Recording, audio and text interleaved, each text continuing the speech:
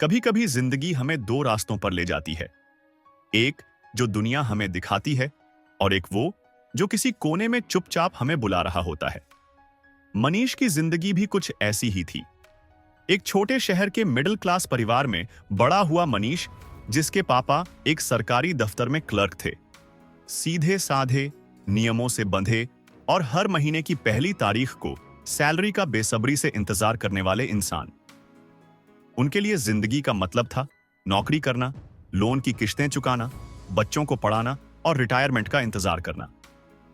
मनीष ने भी यही लगता था कि इसी का नाम ही जिंदगी है।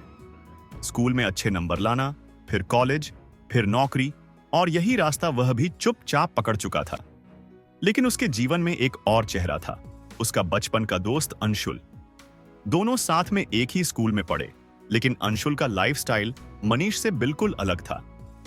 अंशुल के पापा एक बिजनेसमैन थे। उन्होंने पढ़ाई भले कम की थी, लेकिन सोच बहुत बड़ी थी।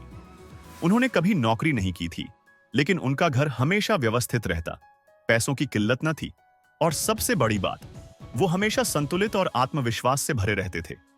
जब मनीष कॉलेज से लौटकर छोटी मोटी पार्ट टाइम नौकरी करता, तो देखता कि अंशुल के पापा कुछ अलग ही किस्म की जिंदगी जी रहे हैं।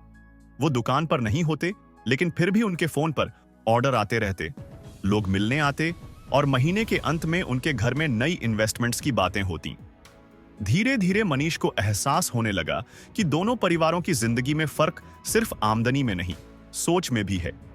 मनीष ने गौर किया, उसके पापा की सैलरी हर महीने आती थी, लेकिन महीने के तीसरे हफ्ते तक खत्म हो जाती थी। घर में चर्चा होती थी कि महीने का बजट कैसे कम किया जाए, कौन सी जरूरतें टाली जा सकती हैं। दूसरी तरफ अंशुल के घर में कभी पैसों को लेकर तनाव नहीं दिखता था।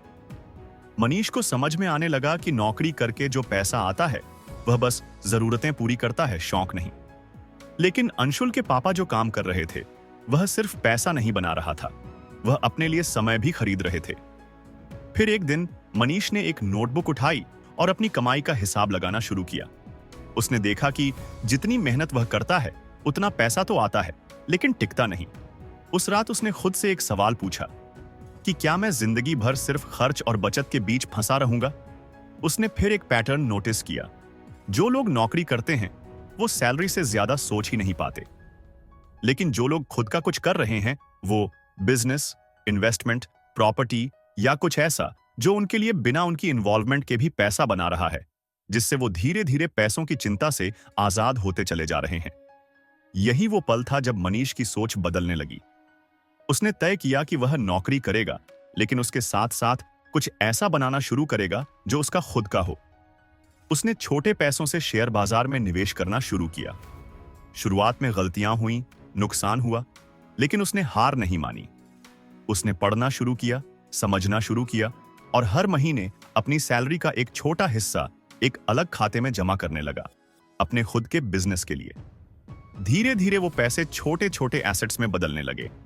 कभी एक ऑनलाइन कोर्स की बिक्री से आए, कभी शेयर डिविडेंड से।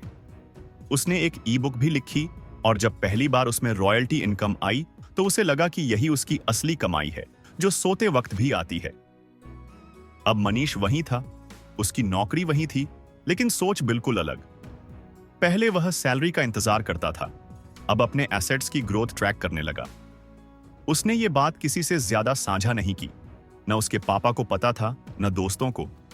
लेकिन अंदर ही अंदर वह जान चुका था कि असली जिंदगी वहीं शुरू होती है, जब तुम पैसे के लिए नहीं, बल्कि पैसा तुम्हारे लिए काम करने लगता है। आज मनीष अब भी एक नौकरी करता है, लेकिन वह नौकरी अब उसका जीवन नहीं, बल्कि एक साधन है उसके असली खेल के लिए। वह जान चुका है कि पैसे के पीछे भागना नहीं, पैसे के साथ भागने की कला आनी चाहिए। उसने सीखा कि जो लोग सिर्फ काम करते हैं वो खर्चों के गुलाम होते हैं, और जो लोग अपने लिए कुछ बनाते हैं वो धीरे धीरे समय, पैसा और अपनी जिंदगी के मालिक बन जाते हैं। अगर आप भी मनीष की तरह हैं, नौकरी कर रहे हैं, दिन रात मेहनत कर रहे हैं, लेकिन फिर भी ऐसा लगता है जैसे कुछ अधूरा है, तो शायद ये कहानी आपके लिए एक संकेत है। कहीं ना कहीं आपको भी अपने लिए कुछ शुरू करने की जरूरत है।